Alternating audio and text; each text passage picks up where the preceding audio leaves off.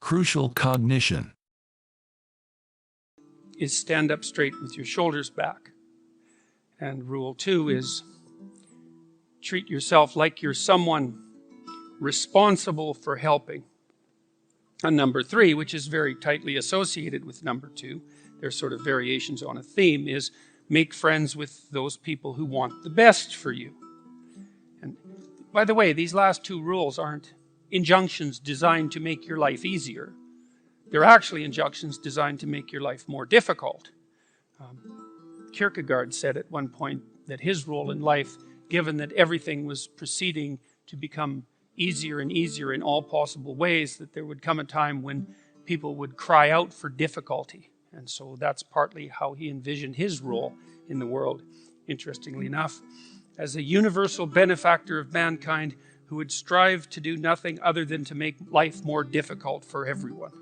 Right, and so rule 2 and 3 are like that, because treat yourself as if you're someone responsible for helping isn't the same as be nice to yourself. It's not that. And to associate with people who want the best for you means that they get to demand the best from you. And that's also not an easy thing. Rule 4 is compare yourself to who you were yesterday and not to who someone else is today. And that's an injunction about envy. Right? It's easy. You need you need things that are above you, because you need to do something worthwhile with your life. You need something to aim at, but one of the consequences of that is that you can become envious of people that you believe have attained more in a deserved or undeserved manner, and that can make you bitter. And so it's much better to compare yourself to yourself and to use yourself as the target for improvement and comparison. Rule 5 is don't let your children do anything that makes you dislike them. And the rule of thumb there is if you dislike them, then other people will. And it's a bad idea to allow your children to act in a way that makes other children dislike them or adults dislike them, given that they're going to have to deal with children and they're going to have to deal with adults. So your primary responsibility as a parent is to help your child learn how to behave so that the social world opens up its arms to them and welcomes them at every level. And you've done your job if you can manage that. And it's not a simple thing to do. Rule 6 is put your house in perfect order before you criticize the world. And that's not take no action for others until you have your act together. That isn't what the rule means. It means that bind your ambition with humility and work on what's right in front of you that you will suffer for if you get wrong before you engage in the large-scale transformation of other people. Rule 7 is do what is meaningful and not what is expedient. And I would say in some sense that's the core ethos of the book. Not exactly, because rule 8, which is tell the truth or at least don't lie, is a necessary conjunction to that, or a necessary additional element, because I don't think that you can pursue what is meaningful without telling the truth. And the reason for that is if you don't tell the truth, or let's say if you lie, which is an easier way to think about it, you corrupt the mechanisms, the instinctual mechanisms that manifest themselves as meaning, and then you can't trust them. And that's a very bad idea. So the fundamental reason to not lie is because you corrupt your own perceptions if you lie. And when you corrupt your own perceptions, then you can't rely on yourself. And if you can't rely on yourself, then, well, good luck to you. Because what are you going to rely on in the absence of your own judgment? You've got nothing if you lose that. Rule 9. Assume that the person that you're listening to knows something you don't. And that's not so much a mark of respect for the person, although it is that. It's a mark of recognition of your own unbearable ignorance. You know, one of the things you have to do in life, you have to decide what's more important, what you know or what you don't know. First of all, there's a lot of what you don't know.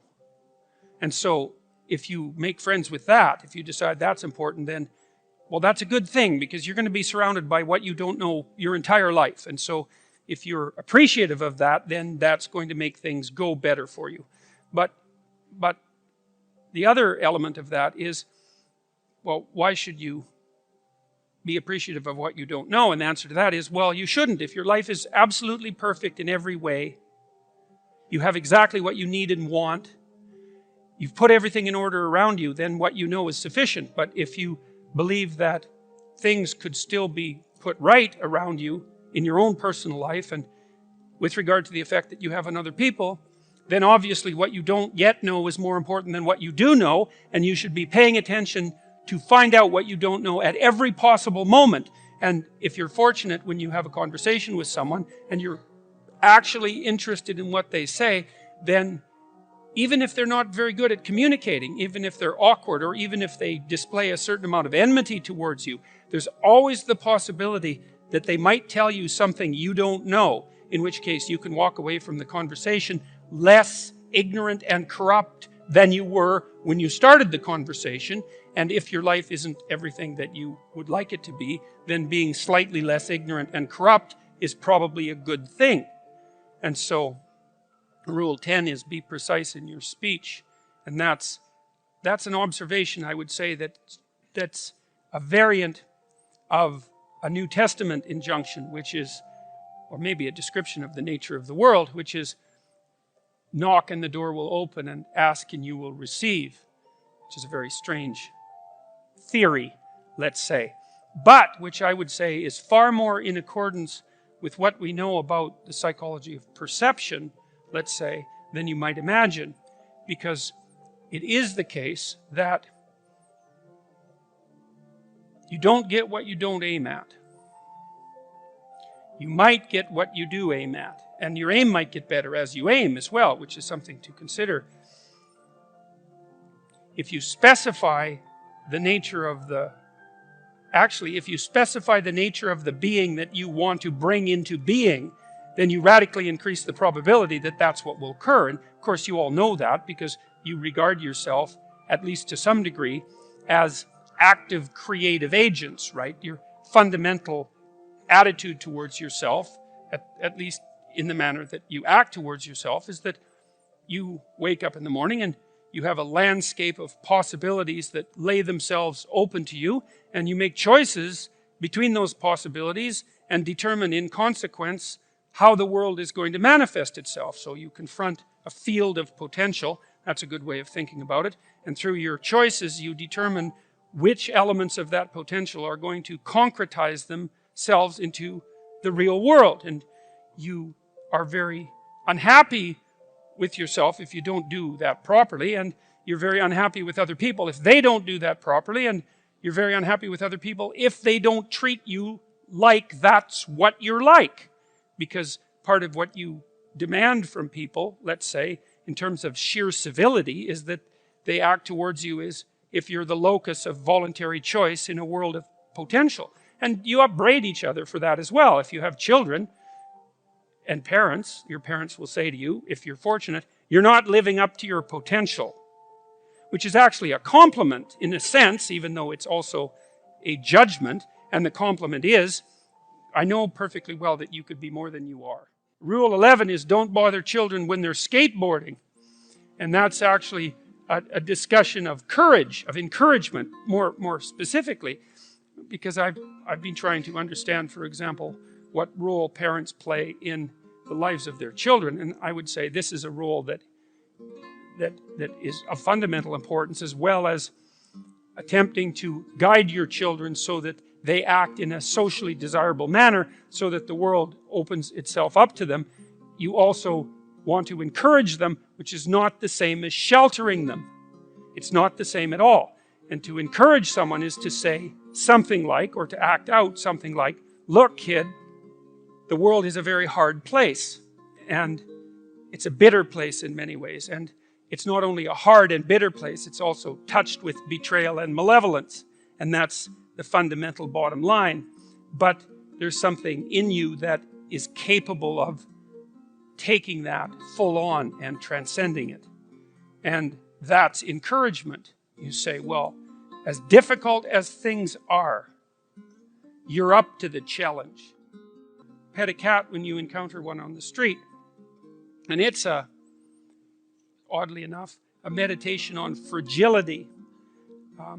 It's a discussion of what you do when you don't know what to do. And that's really when things have gone badly for you, when you face a terrible tragedy in your own personal life or in your familial life, or perhaps even in the life of your community, when things come crowding in at you too quickly.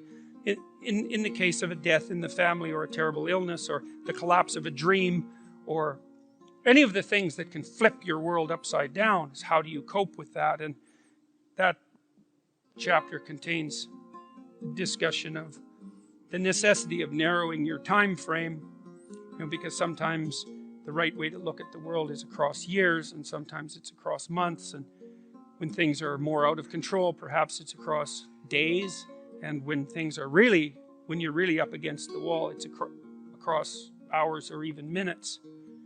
And during those minutes, then you concentrate on doing as well as you can with what's right in front of you for the longest unit of time that you can tolerate conceptualizing.